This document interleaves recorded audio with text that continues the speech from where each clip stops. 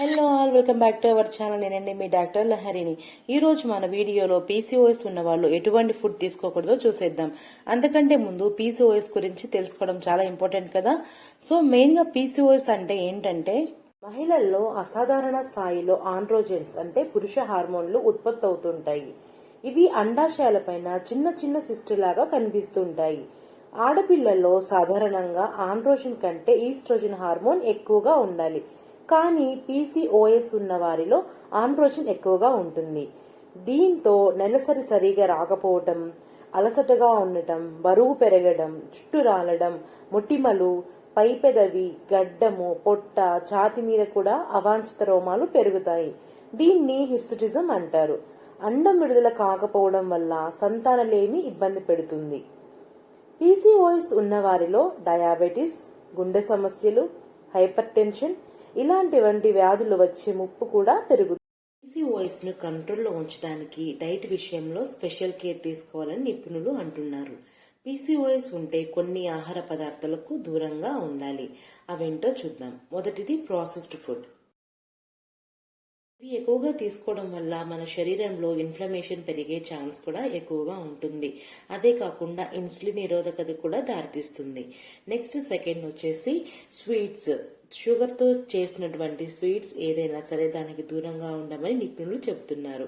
మూడవది వచ్చేసి red meat. Meet లో ప్రోటీన్స్, పోషకాలు అధికంగా ఉన్న సంతృప్త కొవ్వులు కూడా ఎక్కువగా ఉంటాయి. ఇవి శరీరంలో వాపు, ఇన్సులిన్ నిరోధకతను పెంచుతాయి. అంతేకాదు ప్రాసెస్ చేసిన మాంసాలు ఈ పీసీఓఎస్ లక్షణాలు, వాపును తీవ్రతరం చేస్తాయి. మీరు వీటికి బదులుగా లీన్ కానీ ఫ్రెష్ మీట్ కానీ ఎంచుకోండి. Next alcohol. ఆల్కహాల్ ఎక్కువగా తీసుకోవడం వల్ల హార్మోన్ ఇంబ్యాలెన్స్ అనేది అవుతుంది. దీనివల్ల శరీరంలో వాపు అనేది స్టార్ట్ అవుతుంది.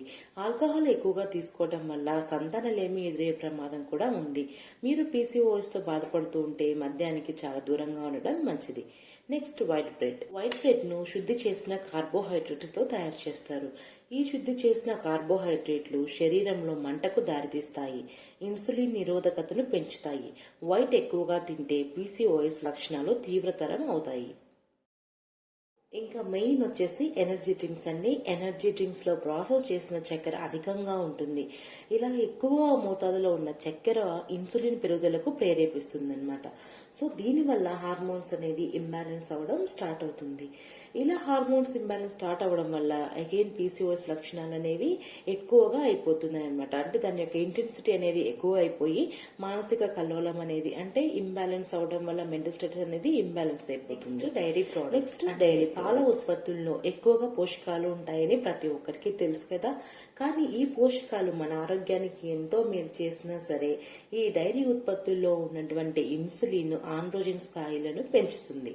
తక్కువ క్రొవ్వు, స్కిమ్డ్ పాల ఉత్పత్తులు ఎక్కువగా తీసుకుంటే పీసీఓఎస్ లక్షణాలు తీవ్రమవుతాయని నిపుణులు అంటున్నారు.